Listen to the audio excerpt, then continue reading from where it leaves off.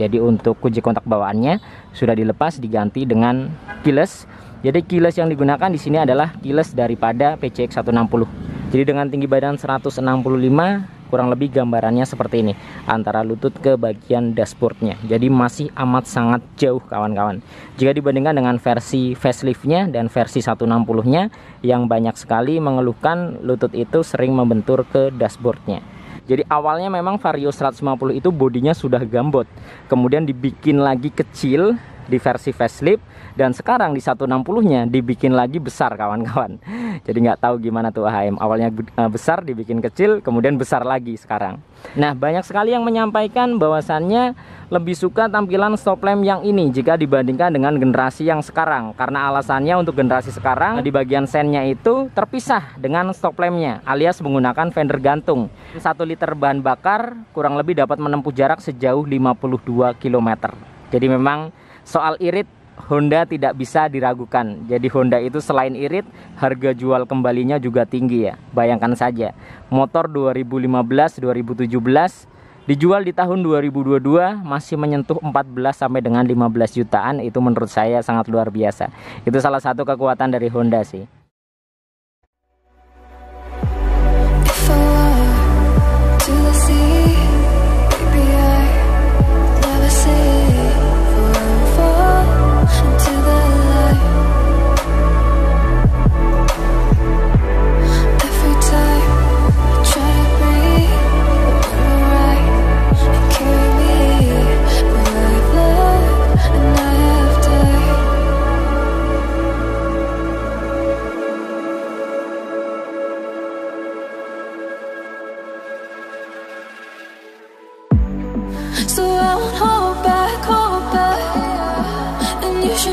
Halo kawan-kawan semuanya, kembali lagi bersama saya Laksana Bodi Prasetyo.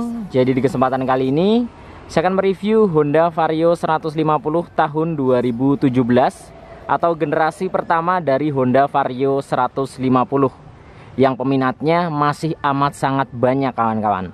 Bahkan harganya masih sangat stabil juga, dan banyak yang bilang bahwa ini adalah generasi terbaik dari Vario 150 jika dibandingkan dengan versi-versi yang lainnya. Oke, langsung saja kita bahas seputar motor ini. Nah, jadi ini dia kawan-kawan penampakan dari Honda Vario 150 tahun 2017. Jadi ini adalah generasi Honda Vario 150 pertama sebelum berubah versi ke yang sekarang ya, 160. Dan bicara soal harga, di versi ini menurut saya harganya masih amat sangat stabil, karena di area Jakarta harga secondnya masih menyentuh 14 jutaan sampai dengan 15 jutaan. Luar biasa ya. Dan banyak sekali yang bilang juga bahwasannya ini adalah Honda Vario 150 versi terbaik jika dibandingkan dengan versi-versi yang lainnya.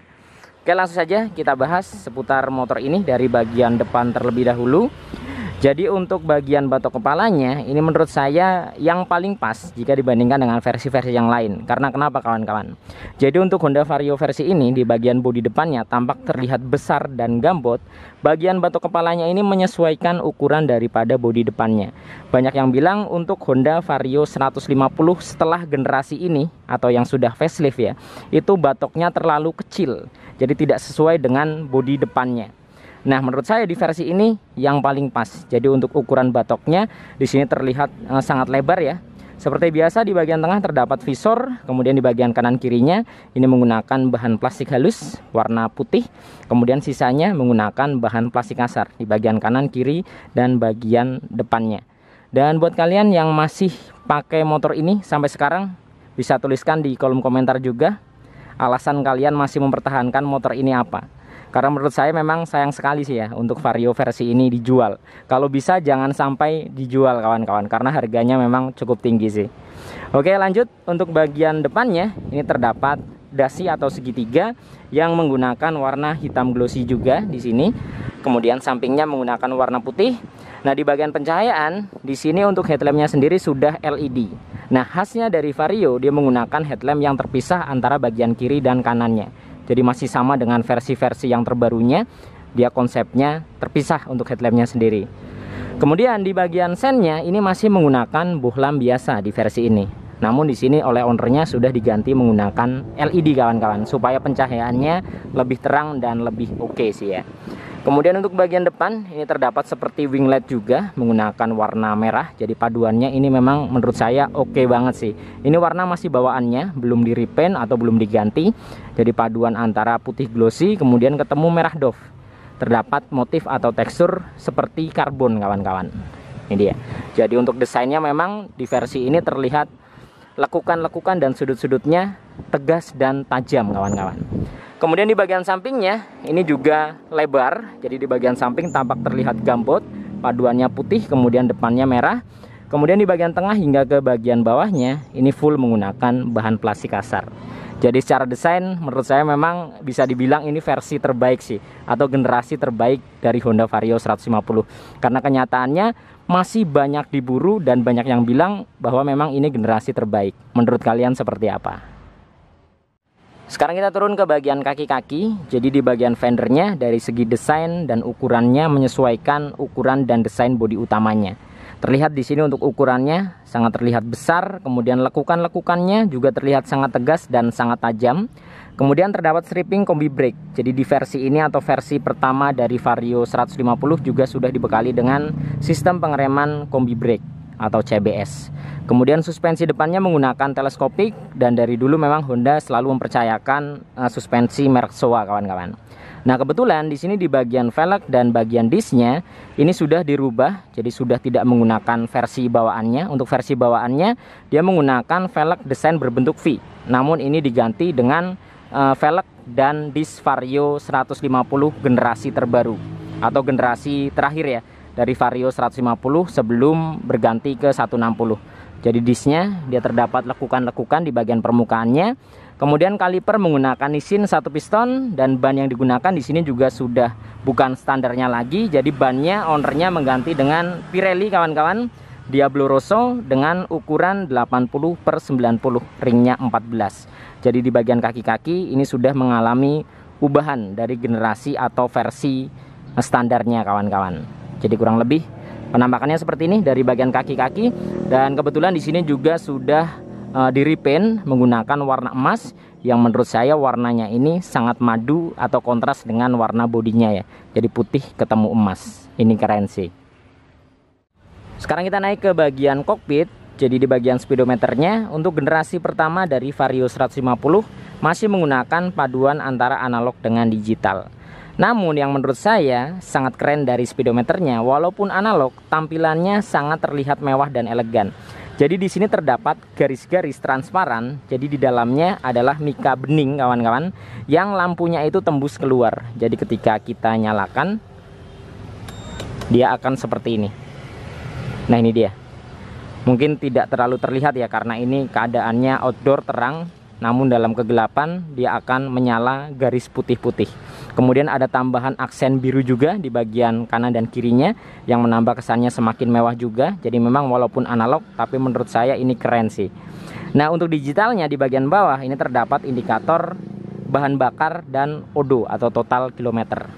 Sedangkan sisanya di sebelah kanan ada indikator seperti ISS, kemudian sen, kanan kiri ada engine check dan lampu jarak jauh. Kemudian untuk desain daripada batok kepalanya di bagian belakang ini menurut saya juga terlihat sangat robotik. Jadi memang sangat besar ya ukurannya ya jika dibandingkan dengan versi-versi yang sekarang. Itu kan kepalanya kecil-kecil, namun di versi ini tampak terlihat besar dan gambot kawan-kawan.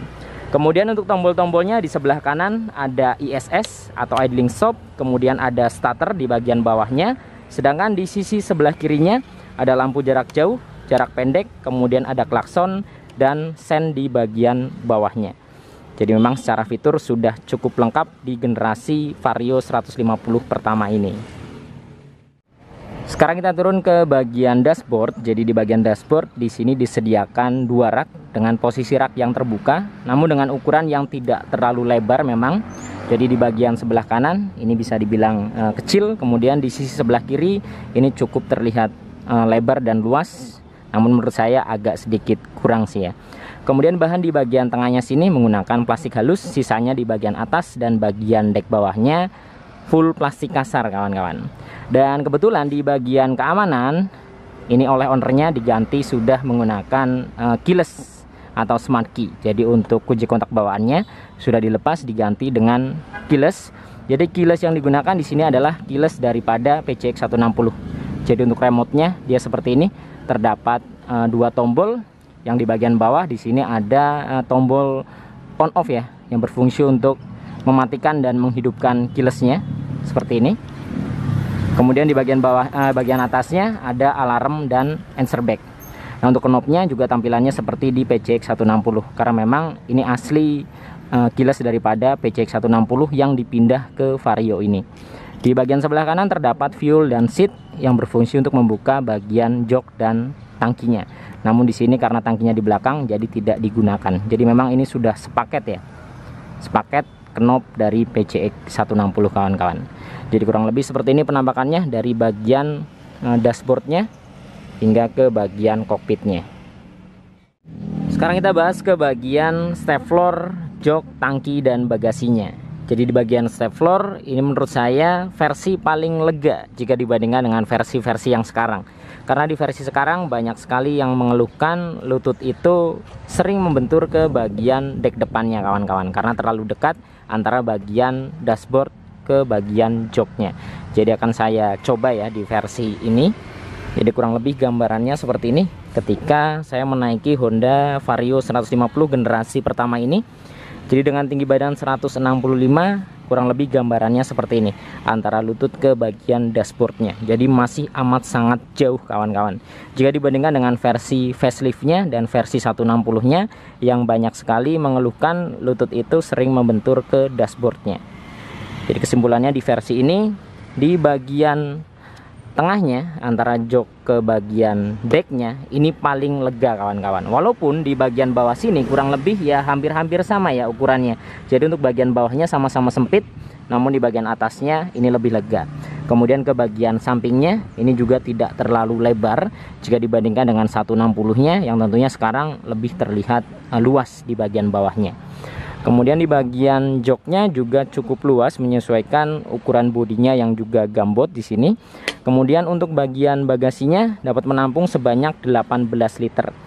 Jadi untuk Honda Vario 150 dari generasi pertama ini hingga ke 160-nya di versi terbarunya, kapasitas bagasinya tidak berubah kawan-kawan, 18 liter. Kemudian tangkinya 5,5 liter. Tangkinya juga tidak berubah dari generasi pertamanya sampai dengan generasi sekarang. Tangkinya masih sama. Kemudian di bagian behel belakangnya, nah behel belakangnya desainnya juga terlihat sangat robotik ya. Terdapat beberapa lekukan-lekukan dan sudut yang sangat tajam juga di sini. Nah di bagian bodi sampingnya juga nggak kalah keren. Jadi di bagian bodi sampingnya terlihat sangat gambot dan lebar. Jadi jika kita membandingkan dengan generasi 150 facelift setelah ini, itu kan terlihat lebih ramping. Di generasi ini terlihat gambot, besar. Jadi awalnya memang Vario 150 itu bodinya sudah gambot, kemudian dibikin lagi kecil di versi facelift, dan sekarang di 160-nya dibikin lagi besar kawan-kawan. Jadi nggak tahu gimana tuh AHM, awalnya besar dibikin kecil, kemudian besar lagi sekarang. Nah jadi di bagian sampingnya ini terdapat beberapa lekukan-lekukan dan sudut-sudut yang sangat tajam dan sangat tegas juga. Kemudian di bagian dek depannya sini ini menggunakan full plastik kasar. Nah yang menariknya di Honda Vario 2017 warnanya itu unik-unik kawan-kawan. Contohnya paduan antara hitam doff di bagian samping sini menggunakan bahan plastik kasar yang teksturnya atau motifnya seperti karbon. Nah di bagian tengahnya ini merah. Jadi walaupun plastik kasar tapi warnanya merah. Untuk motor-motor Honda di generasi-generasi sekarang sudah tidak ada plastik kasar menggunakan warna merah seperti ini. Hanya ada di Vario versi ini. Hingga ke bagian depan tadi ya yang saya jelaskan itu juga merah plastik kasarnya. Kemudian untuk bagian stop lampnya, nah banyak sekali yang menyampaikan bahwasannya lebih suka tampilan stop lamp yang ini jika dibandingkan dengan generasi yang sekarang. Karena alasannya untuk generasi sekarang di bagian sennya itu terpisah dengan stop lampnya, alias menggunakan fender gantung. Jadi dengan menggunakan fender gantung, jadi posisi sennya ini dia berada di bagian fendernya. Jadi memang ada beberapa kasus rawan patah, terlebih ketika macet ya, sering diseruduk dari belakang, itu akan rawan patah kawan-kawan untuk sen model terpisah ya, atau menggunakan fender gantung.